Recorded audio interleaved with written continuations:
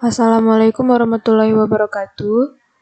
Perkenalkan, nama saya Hana dengan NIM 28 dari kelas 2020 I, Prodi S1 Akuntansi.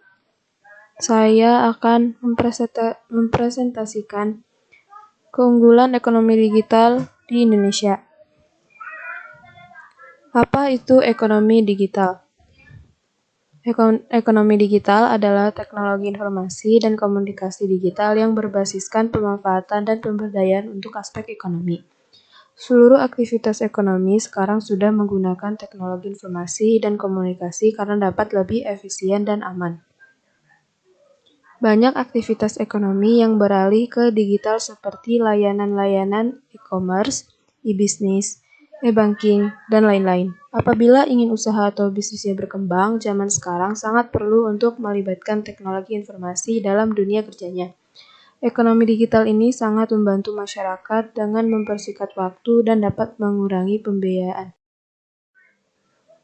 Apakah ekonomi digital membuat lebih efisien? 1. Mempermudah dalam berkomunikasi. Dalam e-bisnis, perusahaan menggunakan email untuk berkomunikasi terhadap pelanggan atau ingin bekerja sama dengan perusahaan lain. Sebelum ada email, perusahaan menggunakan fax mail. Berkomunikasi dengan email ini dapat mempersingkat waktu dan relatif lebih murah. Selain itu, penjual atau pengusaha pun berkomunikasi kepada pelanggan menggunakan aplikasi chatting seperti WhatsApp. 2. Aktivitas bisnis selama 24 jam. Pengusaha dapat menerima pesanan kapan saja. Pesanan tersebut akan terus diterima tanpa ada batasan waktu. 3. Meningkatkan kualitas dan kuantitas. Penduduk di Indonesia sudah banyak yang menggunakan internet. Apabila kita mempromosikan usaha dengan menarik, pasti banyak yang minat untuk memesan. 4. Memudahkan dalam bertransaksi. Dengan adanya ekonomi digital, kita tidak perlu lagi berat-berat membawa uang tunai. Apabila ingin bertransaksi, cukup scan barcode menggunakan aplikasi pembayaran seperti GoPay, Dana, atau OVO. Keadaan perekonomian sekarang.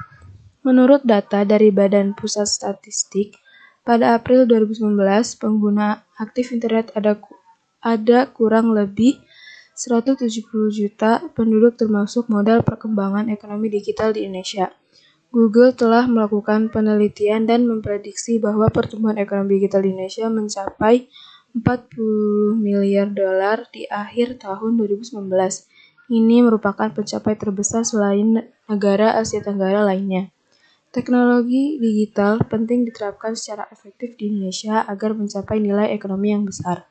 Selain pengembangan teknologi, sumber daya manusia juga perlu dikuatkan sebagai komponen penting dalam pembangunan ekonomi digital di tanah air.